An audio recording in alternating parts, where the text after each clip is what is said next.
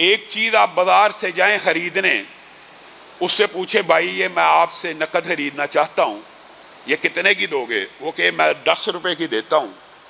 میں آپ کو 2 مہینے بعد پیسے دوں گا، کتنے کی دو گے؟ میں یہ آپ کو 12 کی دیتا ہوں، 15 کی دیتا ہوں۔ میرے بھائیوں، عام فہم بات ہے، معیشت کے، اکنامکس کے، حتیٰ کہ جو یہودی لابی جنہوں نے یہ سارے کا سارا استحصالی نظام ایجاد کیا، وہ بھی سود اسی کو کہتی ہے کہ 9 نقد ہوں اور 16 ادھار ہوں، اسی کو سود کہا جاتا ہے۔ ہمارے معاشرے میں ایک بہت بڑا مغالطہ پایا جانا شروع ہو گیا کہ یہ بات تو ٹھیک ہے کہ اگر آپ دکاندار سے پوچھیں گے کہ 10 روپے کی چیز نقد ہے اور یہی چیز 15 روپے کی ادھار ہے، یہ تو سود ہے۔ لیکن آپ اگر اس سے جا کے خریدیں گے ادھار، اور اگر وہ 2 قیمتیں نہیں بولتا، بعض لوگوں نے تو یہ بھی کہہ دیا 2 قیمتیں بھی بول لے، 2 قیمتیں بھی بول لے۔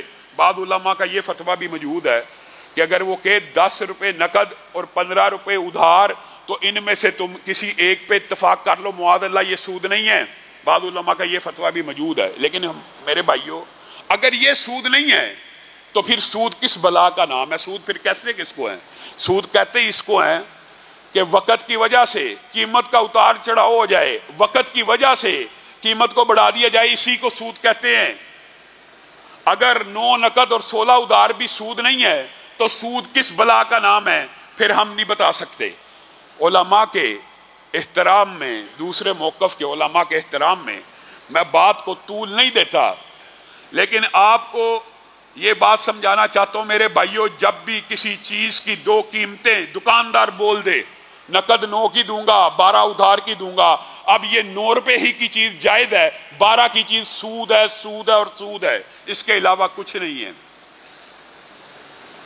اور یہ عجیب بات ہے، احل اللہ البیع وحرم الربا، اللہ تعالیٰ نے یمحق اللہ الربا ویربی الصدقات، اللہ تعالیٰ نے سود کے بارے میں قرآن پاک کے اندر کتنی آیتوں کو نازل فرمایا۔ پے در پہ اللہ اور اس کے رسول کے ساتھ جنگ کرنا جو چاہتا ہے وہ سود لے لے۔